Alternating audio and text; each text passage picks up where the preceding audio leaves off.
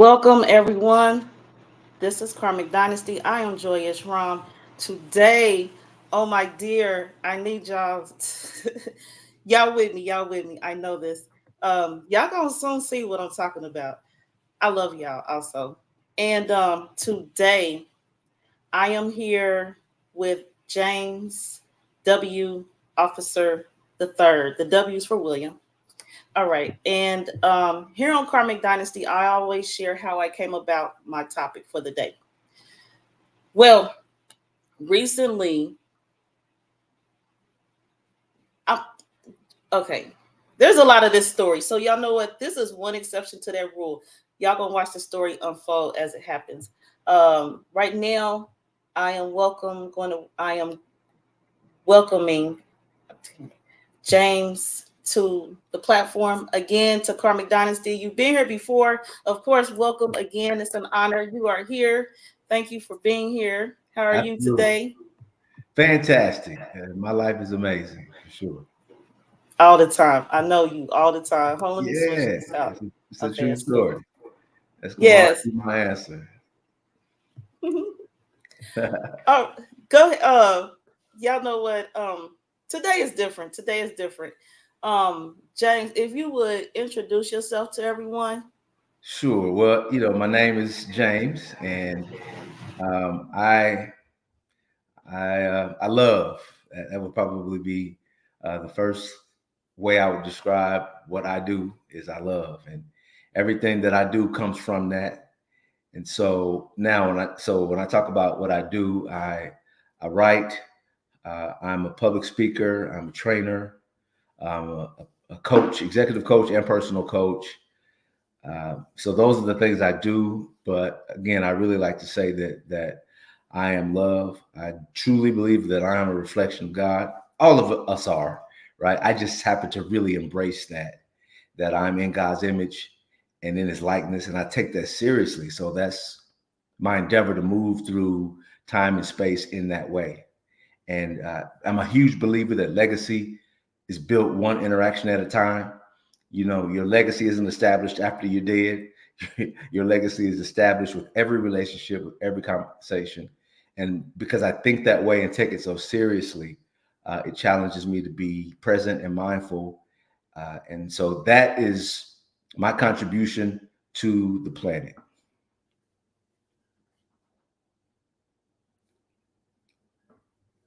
Peace, Brother Cody.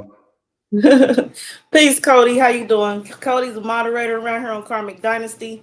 And speaking of Karmic Dynasty, I have a statement or two to make right now. Um, as I mentioned, today is different. Um, James asked me a question right before we came on, and I was on the spot. And I can't say I was on the spot because I know better. I've known James. How long have I known you since 2018 ish? I think it's You been got has to go back 2021. before that because I was doing 17. business coaching like 15, 16. Okay, So maybe yeah, 2016. yeah. Okay. Excuse me. So this is what had happened. Um, I'm different today, y'all. Different. Jay's got me out here. He don't got. I got myself right here because I'm responsible. Because I know better. Because he taught me better. He taught me better. All right. So, James again was my business coach, my initial business coach. I have Karmic Dynasty been referring everyone to SBA.gov for business free business counseling. And before the show, James, tell let's play this out again. James, ask me the question again. Well, so I wanted to understand the impetus behind the show. I understand what the terms karmic dynasty mean, just in a definition standpoint, but I wanted to understand what that meant to you and how that relates to the purpose behind this show. Okay, so when you say this show, you mean Karmic Dynasty being platform, not Yes, we're here yes. about your book, not me. But okay, it's not me. All right, let's go.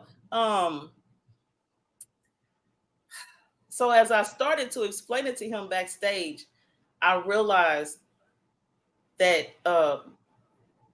this is what I call an elevator pitch. I'm supposed to have my spiel together when somebody asks me, so I'm not looking like I'm looking right now. So this, what you see right here between me and him, is basically how our relationship started. Um, and of course, you read the book. James, how many books you had now? 4. Actually, that's the third book. This is the third one. So yeah, so it's the third in the trilogy. So I'm moving, kind of changing direction now. But that's the third of the Grow Rich series. Okay. Okay. All right. All right. Well, he's going to have at least 4. Oh, for sure, All right. For at sure. See least. that? Yeah, That's, he knows. You got to yeah, know. You got to know. yeah, for sure. All right. So, and I know with elevator pitches. So for those of you who are entrepreneurs, and it's not that you're going to be an entrepreneur, you are entrepreneur. Those are terms we use. You are. Elevator pitches are important. So y'all, we about to illustrate how this works. Okay. And I know James is like my positive space in myself. So every time I want to say a negative word, I pause because I know he's not gonna hear it. Okay, y'all, don't stop, don't do the negative. All right, I'm going into my answer right now. What is Karmic Dynasty? What's the show about? And I already know now I'm gonna have to shorten this, but this is what we do. So initially, my platform was called The Memoirs of a Karmic Dynasty. And that came from some knowledge I had that contradicted the presented goal and mission of a social group I was in. And I decided that I needed to be a voice for the people. You know what, I would say that Karmic Dynasty Karmic Dynasty came about because for one, my mindfulness of the people. I tend to tune in and I could see them. I want to say struggles or issues, but I'm not using those words, and James is here. I'm not using those words. So in the comments, like right now, Cody got, "Hey there, Empress, Joy Allen, Joyous Rom, Tish, and Nicole." Back when I started, people knew me from the comment section, and I went, okay, hold on, back up. Okay, so initially, I was like anti this group. We'll put it that way. Then I got my message out, and then I shut down my page because that's all I did. I only created a page to present a message for the people, and my message was complete, so I shut it down. But then I came across a platform, Crumb TV, for those that you don't know, and he had a invitation for people to come on his platform. So I accepted. So of course I had my handle, The Memoirs of a Karmic Dynasty. So as people were in the chat chatting, we were initially, though, I was an audience member.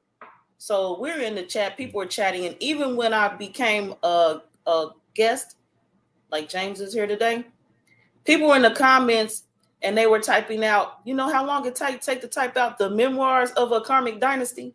And I just kept seeing the length. That's one reason why I have a short email address. All my email addresses are short for the most part because it takes time. And the time you take to type that stuff out, you'd be doing something else.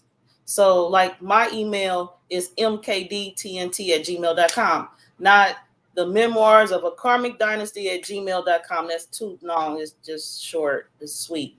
And for me. Um, so then I seen people abbreviating it. The memoirs. That's a good point you just made. Or they have a TMKD, and I knew they was talking to me. So I'm like, wow, maybe I should shorten my name, my broadcast name. And so that's how Karmic Dynasty came about. I shortened it. The memoirs at this point is implied because of the definition of memoir. I had enough video content. It's implied. These are my memoirs. The memoirs. So this platform is multifold. Is also for my. Is this basically is a video blog for my grandchildren, my great grandchildren, depending on how long technology lasts, and they can look back and see these videos. They get to see and know more knowledge and experiences than what I knew at their age. So my intention is by the time they get my age, they know everything I know now. So, but before they get my age, but the point is, the more I leave them, the less they have to relearn that I already knew. This is my, this is their inheritance. It's a library in here. So I have many topics in Karmic Dynasty, a lot of community points, so they get to see. Even though sometimes I'm on here ranting, but as James, what you say before we started, the two that can't exist and they the enemies of human.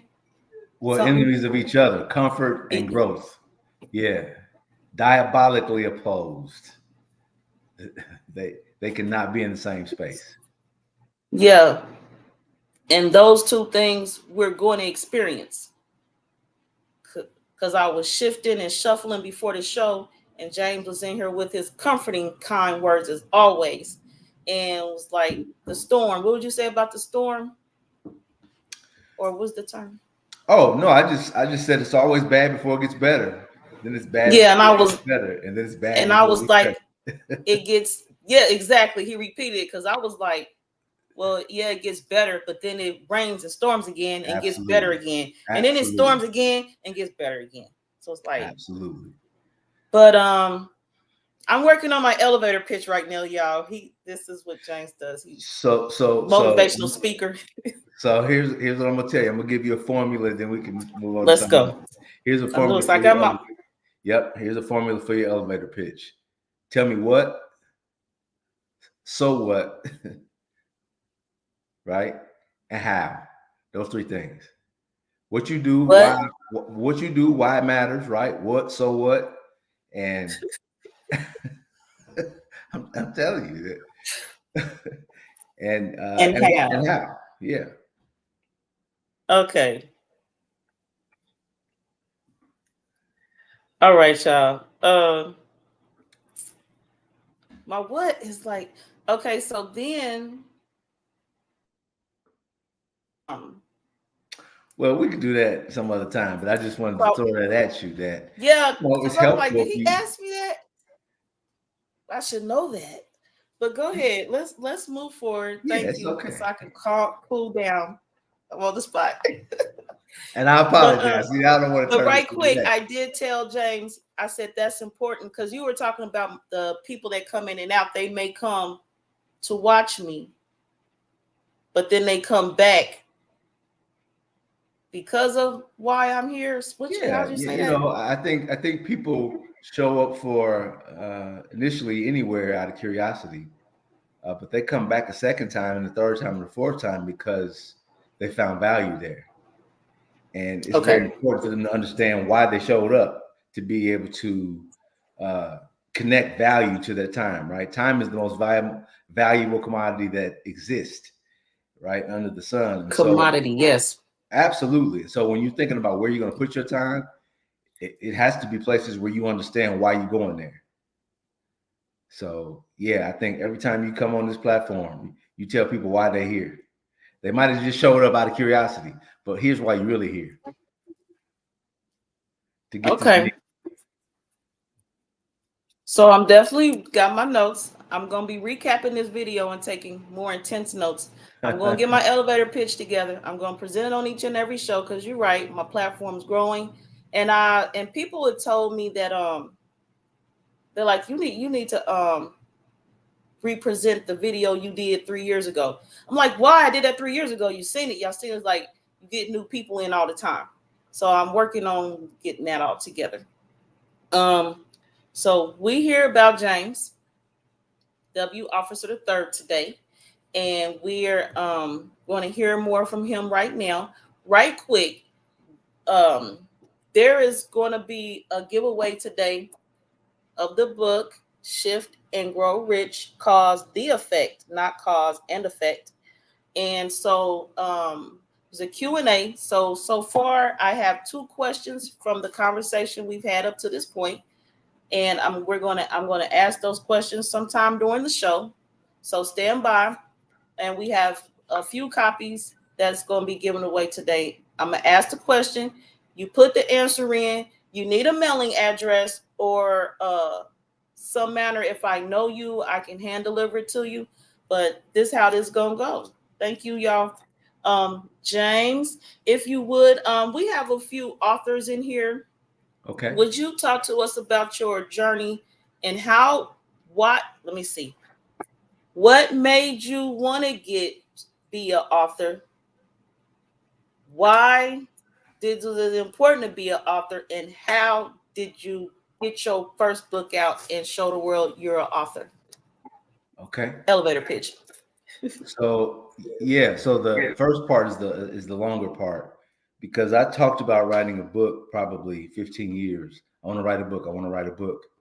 And the um so 2017 well let me back up a bit. So my reasons were always around me. I wanted to write a book because I wanted people to know me. I wanted notoriety. I wanted to sell books, right? I wanted to uh, complement my speaking business and all those things. So all of the reasons that I wanted to write a book were frankly about me and about things I wanted to come from that, and me wanting my voice out, and me and me and me and me and me. And so for 15 years, me and myself and I talked about writing a book, but none ever got written. Um, I had a I went to a workshop, and I can tell you exactly when it was. It was August of 2016. And basically it was a book writing workshop. And as I was listening to the facilitator talk, I realized that I had been thinking wrong about writing. And the reason why I've been stuck for 15 years, because you're never going to get a book out of you if it's about you. Um, it's got to be about something bigger than you. And so then I really reflected and searched my soul and asked myself, James, why is it that you want to write a book beyond this nonsense you've been clinging on to, right? So that you can push you and your agenda. And what it came down to, and interestingly, Joy, is what you said. What you said is what it came down for me. Number one, that one day my children would hear my voice, right? I have 4 children. The youngest is 22, so they're all grown now. But still, I'm still pops, and I do a lot of talking and yeah, whatever, oh man. And so one day, I'll be get dead and gone, and they'll pick up those books and they'll finally hear my voice. So their inheritance. So that was one reason. The second reason is related to that, is that writing a book allows you to achieve immortality. I am reading books today that are 200 years old, right? 1,500 years old, Patanjali's. So that man's been dead for 1,600 years, something like that. But I'm reading his words today. And so when you write, you can live forever. So that was the why. That's what finally got me to do that. And that was 2016. I started that book. I finished it in 107 days, right? 15 years to talk about it. It's 107 days I had written the book. So that's that. And then, it just became so empowering to be able to share these ideas that I had developed and thought about over, many years, my entire career.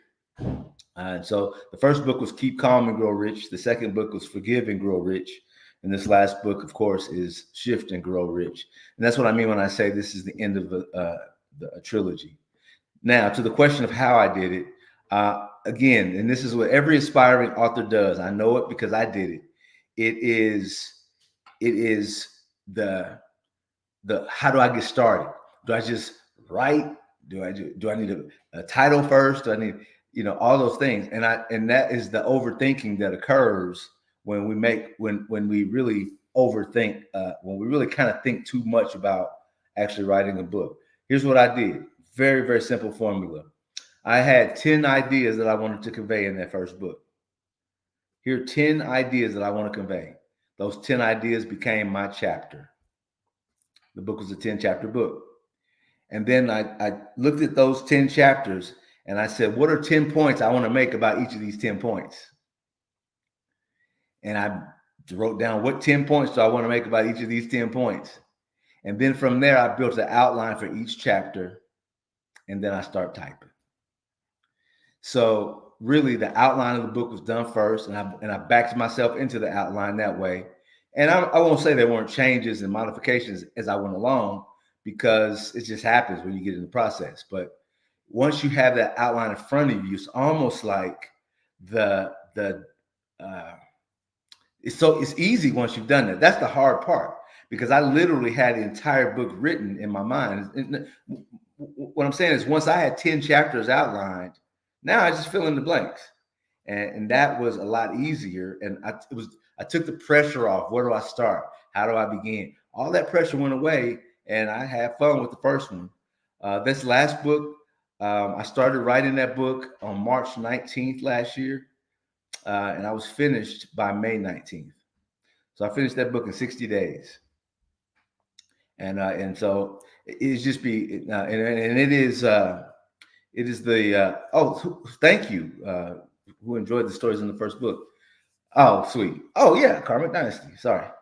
So, so anyway, so that's the why and that's the how, and I really like to share that, because what's important to me is to demystify the process. Like, I really believe anybody can be an author, and I don't mean an AI author, right? I mean, and that's cool too. That's the whole thing that's happening, and that's the trend. And get down how you get down. But I'm saying, you can do it, right? And it's not even about discipline. I'm sorry, it's not about skill, talent. It's about discipline. It's about discipline. Like, I'm going to write 1 hour a day. I'm going to write 2 hours a day. I'm going to write 30 minutes a day. I'm going to write 10 minutes a day, whatever it is. But if you if you commit to here's how long I'm going to write, and you do that every single day, that turns into a chapter, which turns into 2, 3, 4, 5 chapters, which ultimately turns into a book. And we got really so inspired by this that I've also developed a publishing company. So my team has an editor, I have a graphic artist, I have a layout artist. So anybody who's listening, if you're really, really serious about it and you get your manuscript done, we can actually help you get it out. So, and because it's, a give back in a way to me, it's not going to cost you a lot of money. I am a believer that you make a life by what you get, a living by what you get, but you make a life by what you give. And I've learned that I cannot outgive the creator. Can't do it. So there you have it.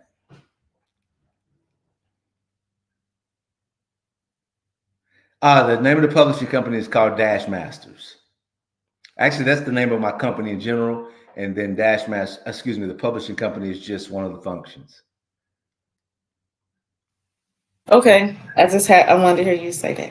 I like being in the audience. I was flashing back through my elevator pitch. I love being in the audience member. I just chat type. That's beautiful. Took me back. Um. Oh, you know what? Oh, in the excitement and my nerves, I forgot something. Okay, I'm gonna do a start over, right? Kind of. We're gonna do a chapter. This is chapter 2 of this show. How about that? This is chapter 2. We moving forward.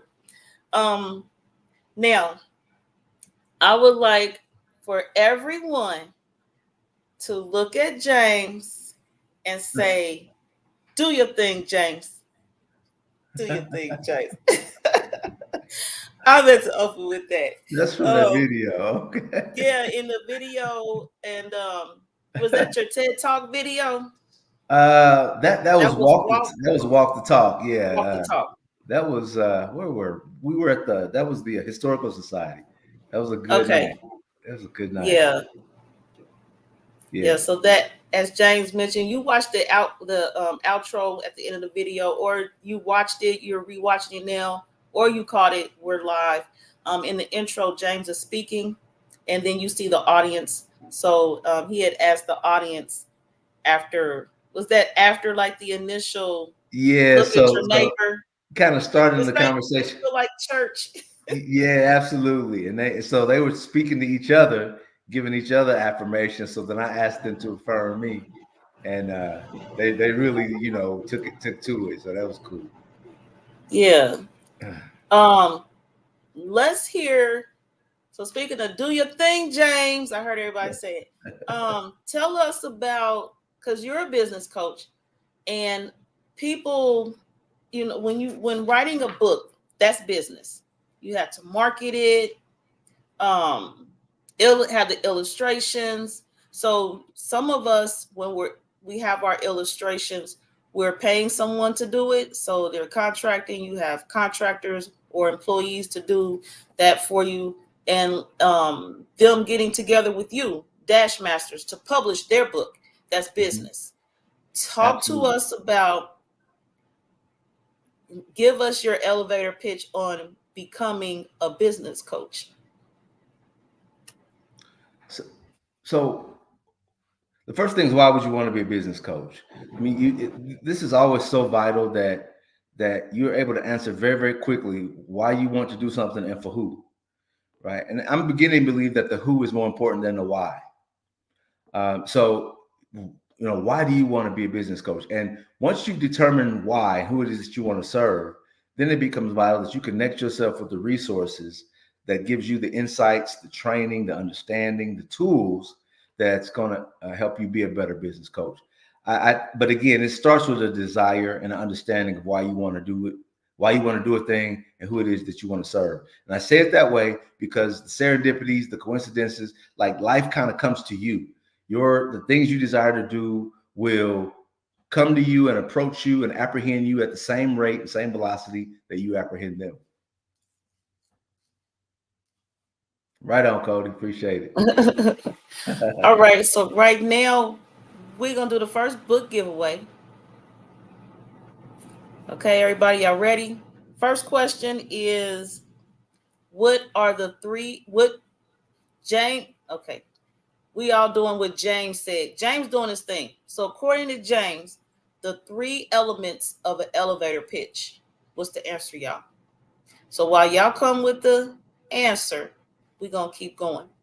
So James, are you going to be writing on another series, on another topic, another, how I say that, Yeah, no series. I didn't intend for series? this to be a series. Yeah, it just kind of worked out that way that it ended up being a trilogy. I had one more grow rich, topic on my mind, and so I thought I would stop at three. Um, my next book, honestly, is going to be my. I already have a title for it. I already know uh, what the cover is going to be. There's a picture, a photograph someone took a couple years ago of me kissing my father on the cheek, and that this book is going to have. That's going to be the cover. This book is going to be my father's words. My father was really a phenomenal poet, but he never got his poems in the book. I got at him over and over and over about it, and he didn't do it. So now I'm going to do that and put his poems in the book, and the title of that book will be "In My Father's Voice." So that's the very next. Oh, Yeah, that's the very next book. So really, I'm not writing that. I will do some excerpts in between each poem, just show love that way. But really, this is an honor to my father, and so that's the next book for sure, and that'll happen before the end of this year. Typically, I put 3 years between each book. So I wrote in 2017, 2020, and 2023. Um, but I'm going to put this one out because it's a tribute to him, and I want to have it ready to go at the first anniversary of his passing, which is October 20th. Respect to your father, respect to you. Um, that's honorable. That's honorable. I love that. Thank you. There's actually, you're welcome. There is actually someone watching today, I'm sure, and I just went through that conversation with them of you need to get your works in a book. Yes, very And important. so go ahead, please. No, I just here's how I say that. Don't die with your music in you. Don't die with your music in you. Um, get it out and get it chronicled, get it cataloged. You have to get it captured. Fortunately, at least I have pieces of paper to work from. That was my inheritance from him. That's all I wanted. Cars, house, trucks, keep all. I got plenty of that. I wanted his words, and I was blessed with that. So I'm going to turn that into something. But for the people listening, by all means, at least get it out your head. Because when you go, it goes with you. And of course, we don't know our hour, our time. So get it out. Thank you, James. That's encouraging. Because we hadn't talked about this. So it's good to hear what you're sharing is confirmation to what I was sharing with this person. Just get it out. And earlier we were talking about just start writing and then it happens. It just goes. And there's not like a particular skill. You don't have to get a college degree to do it. You Nah, just start writing. you have to have discipline, is what you have to have. Discipline That's it. and dash masters. Oh yeah, we'll get you out there. We'll get you out. We'll get you straight. But the idea that it's never too late until it's too late. So Yeah. you just do it. And again, discipline is way more important than talent. I'm just saying. There's nothing. I don't think there's anything above discipline because Hmm. I know talented people who don't follow through. They don't work hard, and so they live beneath their privilege. I know gifted people, same way. So but nothing can stop a person who is willing to do the things every single day to be successful. Nothing can stop them. Nothing. Nope. Okay. Book giveaway. Second question. Second question. And I got some messages coming through. Y'all supposed to be in the comment section, not in my phone. Dude, come Hmm. on in the comment section. Like, I mean, I can't. Second question. What's the name of James's publishing company? I got that. That's the second question. The first question, I got you. So, Mrs. Latina Jordan, we got you with the first. We got you with the first answer. So thank you. The participation is good in here. I appreciate y'all. It'd be good. Everybody, y'all go to the comment section. Why is y'all in my phone? Don't do that. Don't do that. All right. So now, James, this is like sounds like one of the questions you asked me. Um, what are some of the elements that goes into naming a business and titling a book? Like mine, I remember when I first started, when I met you, my business was called Trade Designers. Yeah. And you were like, well, what's Trade Designers? I'm paraphrasing, but we like to hear from you more. You're the business coach and the man, you the man. Do your thing, James. But Uh, you was like, so but I was like, well, it's XYZ, and you're like, that's the title, don't say that. But could you share more with us about the titling and naming things? yeah, I think whether we're talking about a book or a business or whatever, I think you backward design your title, right? What you first want to understand is what is your product or service? Who do you want to serve? And how do you intend to serve them? And once you have those things clear, then you can kind of come up with what do you want to call it. Because when I say, like, for example, uh, and if you, I came up with the name of my company, Dash Masters, because my motivation and my inspiration is that everyone that I interact with, whether it's through training, coaching, speaking, or whatever, I want them to be able to master their dash, right? Whatever that, however long that is, right? If you get 30 years, 50 years, or 100, you need to be living at a mastery level if that's your desire. And so that's how I came up with the name of my company. In fact, frankly, I was sitting at my grandmother's funeral in 2009, and I was listening to them go through her accolades, and I had no idea she had done all these things. And even into her 80s, she was still very active and busy. And she drove a white Durango on 22s with a booming system. I'm not making that up. And she was in her 80s. And so my big mama, she maxed out her dash. I really believe she didn't die because she was old. She didn't die because she was sick. She died because she was done. And that's my desire. When I'm done, I'm leaving, and I'm not leaving till I'm done. And so that's where Dash Masters came from. So every time I say that name of my consulting agency, it reminds me of why I'm doing it, who I'm doing it for, who inspired me. Even the cover of that book, if you notice, it shows the 4 seasons. I'm all about mastery of every season of your life. So I'm very connected to why I did what I did, and in terms of establishing this business. And I think for you, and when I say you, I mean the collective you when you have that level of connectivity to what you're doing and why you're doing it, then you put the name on it, right? So it was sitting there that I thought, that's what I'm going to name my business. But I had already established what I wanted to do, who I wanted to do it for, and how I wanted to do it.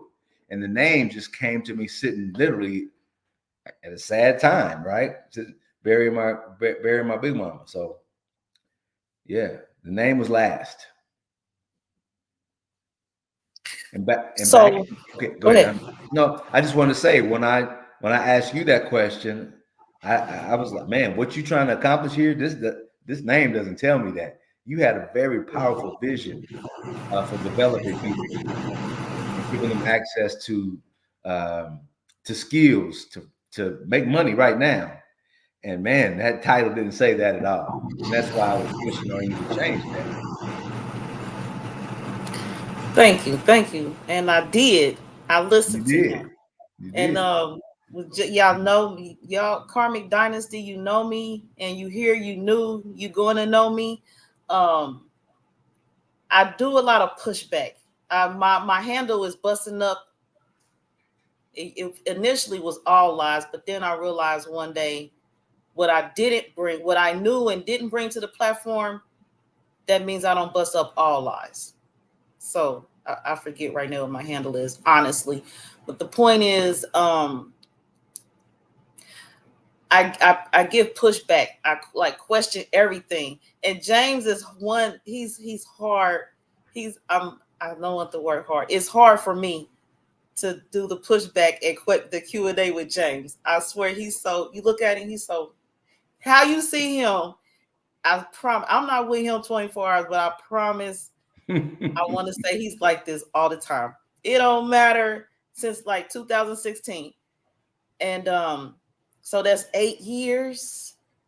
Is that my Yeah. math? Yeah, Okay. really. Seriously. It's been a And long. it don't, the people grow, shift and grow. We shift and grow, rich and causing the effect. It does not matter what time of day, what season. Speaking of the seasons, it does not matter. James has been always positive in his conversation with me. Well, Positive. thank you for And saying first, that. you're welcome. It's real. And I'm gonna tell you, at first, it was irritating to me because I wasn't used to that. But I could feel, I knew, and I could see when we were in the meetings, and even on the phone, I could feel, see, hear all my observations on your positive and your intent is as you're coming across today to be helpful and considerate and for the people, which is what Karmic Dynasty is for. Um, over time, I stopped being so, well, my intent was to stop being so pushy. I wasn't as pushy with him as other people, but I was just like, you need to stop it. And I was in here, big mama in myself. You need to stop that, Tish. You need to stop that. And I probably, in the beginning, we met like once a month, I think, once a week. Excuse me, I don't recall. But over these 8 year period, I now probably talk to you what, and it, unless you're coming on a broadcast, you've been up here 3 times. Unless in like times like today, we've talked like we chit chatted over the past few weeks, probably 8 times. But really, since like the 3rd year of knowing you, we might talk once a year Yeah, on yeah, average, something like that. And it's still like talking to him for the first time. And so my point is, with that minimal amount of contact, excuse me, between the one time a year talking and the one of the 3 books in the series and reading it, I'm like a third of the way through this book now. It has become a part of me to be positive. James has, what you call it, brushed off on me. What's some terms? You all know what I'm saying? That's how it's said. yeah, yeah. Yeah, you No, brushed thank off you. on That's me. very, very kind to say and very affirming for me. And again, it is my mission. So if that's happening, then I'm living out my purpose. Thank you. Yes, you are. From my perspective, outside living in, I don't know your purpose except the part that you just told me is your purpose, and I Absolutely. am a witness that yes, you are living that out. Yeah. Yeah. My purpose is to give it all So, away. speaking Yeah. of, so now I'm gonna round this, huh? I didn't say Okay, so anything. I'm gonna round this out. I don't know if y'all can hear me. I'm not at home. I'm on a. I'm gonna check my sound, see where we at, because I'm hearing, seeing glitches and stuff. I can hear you. You were Okay, so frozen it looks like we're momentarily, but here. you're good. All right. What about right now? I can hear you fine. Okay, hold on. Okay, you hear me fine now? Yes. Okay, cool. All right. So I'm around this, bring it back around, because things as we know are like my logo, the infinity sign, it comes back around. So when you first started talking, telling us your elevator pitch for off being an author, you mentioned inheritance for your children. Hmm. While you at the same time yourself, you are receiving your inheritance from your elders. So Right. your bloodline has that system already going, and you're a Yeah. part of that. And right now you're like the point in the middle. And Absolutely. then there was your big mama and your father before you and others, and this carrying on through Absolutely. you and to your children. That's beautiful. I'm seeing it. It just went right past me. Absolutely. It is a beautiful thing. And honestly, it's not because all those relationships were so wonderful, right? It's not. And there are very few people in our community. When I say our, I mean the diaspora, right? Who have lovely stories about their families, right? There's very few leave it to beavers, right? Very few, or fathers knows best. So I will say it that way rather than saying anything disparaging about my father or anybody. I would just say it was what it was. However, the older you get and the longer you live, you realize that people do their best, whatever that is. They do their best. And now, as a father with grown children, and I'm hearing you did this and that, I'm like, well, the truth is, if I went back to do it all again with what I knew then, I would do the same thing because I did the best I knew how. And knowing what I know now, I would have done this, that, and that different. But I ain't apologizing because I did the best I knew how. You had the best version of me that was possible. So I'm saying all that to say, when you realize that all that's true for everybody in every generation, you find what is important in their life and in their contribution to the world and to you, and you cherish that. And for my father, it was his words. And for the first time, when I received all of his poetry, for the first time in my life, I felt his shoulders under me, right? We always talk about we stand on the shoulders of our ancestors, and we stand, and then intellectually, I get that. I believe that. I won't never argue that. But you don't always feel your ancestors under you. Well, for the first time, I literally felt my feet on my father's shoulders. And so, in that regard, I realized no matter how far I fall, how many times I fall, I will never be closer to the ground than 74 inches, right? I'm never going to fall shorter than he was. My father was 6'2". So, no matter how far I fall, I will always be at least 74 inches off the ground because I really believe I'm standing on that man's shoulders, not because he was perfect, but because he stood there.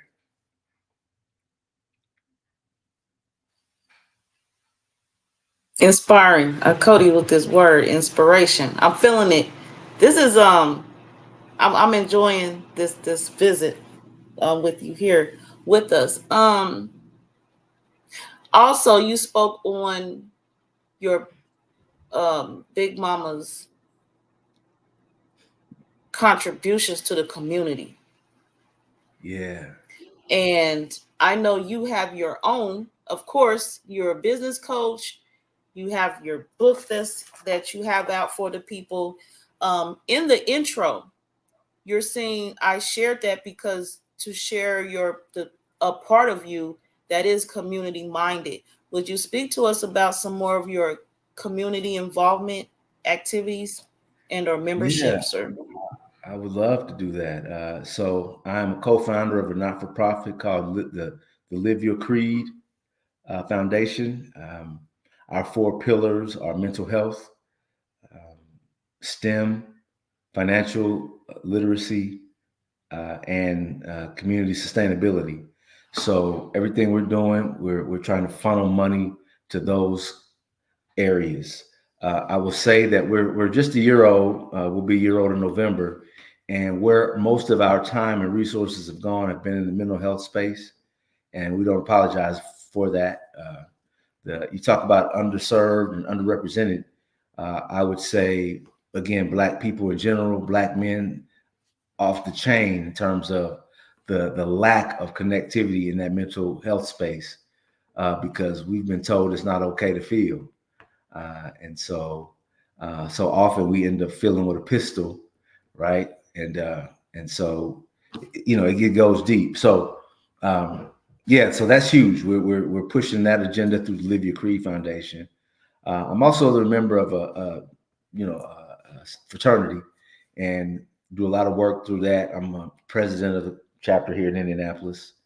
Um, so that occupies some time and doing some great work through that. Also in the mental health space, as well as in youth mentoring. So those are probably the two organizations that take uh, that where I spend the most of my time because it allows me to touch so many other organizations and people in the community. So and it's huge. Like I said before, and I'll say it always. You make a living by what you give, but you make a life. Make a living by what you get, but you make a life by what you give. And it's just no way you cannot outpace. You can't outpace the giving, right? It's the law of reciprocity, and the more you give, the more you get to give, and that is dope. And I have come to believe that wholeheartedly, and so that's what we're doing.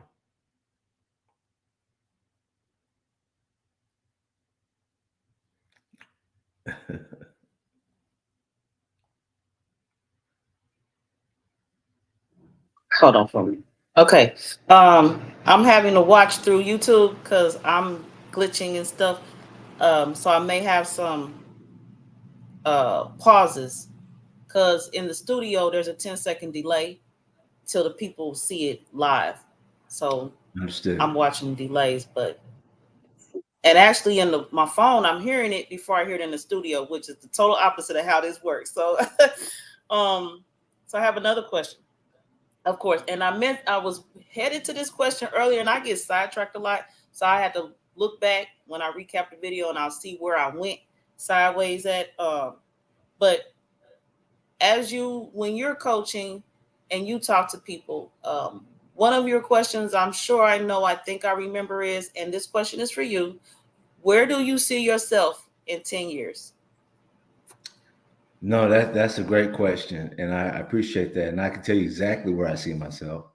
I see myself uh, with in a space where I'm giving away $1 million a year. Um, so that's what I see myself doing. And by saying that, that implies that I obviously would have far more than that to be able to give that away. But again, it is my absolute desire in the next decade to be able to give $1 million away, and not to one entity, but just in the space of that year. And again, in what I've been in the giving I've been able to do, and it's not reached 1 million for sure at this point. Again, it's incredibly rewarding, and not the people, not the reaction, not the right, because I normally give anonymously, but it's the feeling that comes from just giving. And so that is my 10-year plan. And the reason why I limited to that one thing, because all of the things that have to be in place for me to do that equal health, wealth, relationships, love, all those things have to be in place for me to be able to accomplish that. Also, it keeps my mind and heart in the space of giving rather than receiving. And that's the life I want to live. So I'm very strategic by saying that one thing is my goal, because I understand all of the things that have to occur to reach that goal. I understand that that is the trunk of my tree, and that the leaves and branches are absolutely necessary for that to come to pass.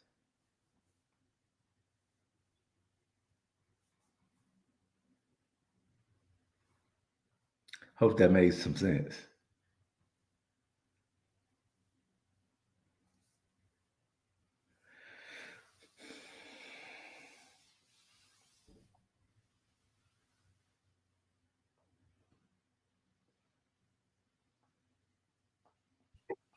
Okay, you ready for me? Are we here? Can you hear me? I hear you. Okay, hold on. Okay, good. There we go.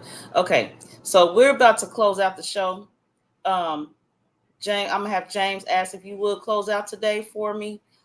With these technical issues, I don't want to glitch in my closing. Everyone, welcome again to Karmic Dynasty. I appreciate you viewing here today. Be sure to tap your notifications. Also, acknowledgments to Kepra Patel. We're streaming to his channel, to your audience, as well as the audience at Tribe Up 777999 on YouTube. I appreciate all of you viewers hearing the Karmic Dynasty out on the multi streaming platforms. James, if you would, in your closing, share with us a synopsis of your book. Oh, sure. I would be very happy to. Quite simply, that change occurs in our life, whether we want it to or not. Change, life is always shifting. And what I propose in this book is that you can either be a victim of shift, a victim of change, or you can be a conduit. You can be a catalyst to change. And so, again, most of us live our entire lives in cause and effect. This happens, so we do this. This happens, so we do this.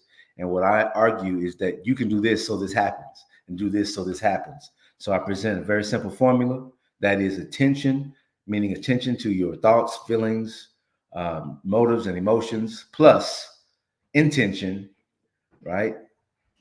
Um, Plus action equal shift. So again, it's all those things, but after those things, you need action, and that moves you to shift in your life. So one last example: someone goes to the doctor. The doctor says you need to lose 30 pounds, or you're going to find yourself with diabetes. So the person goes loses 20 pounds, 30 pounds.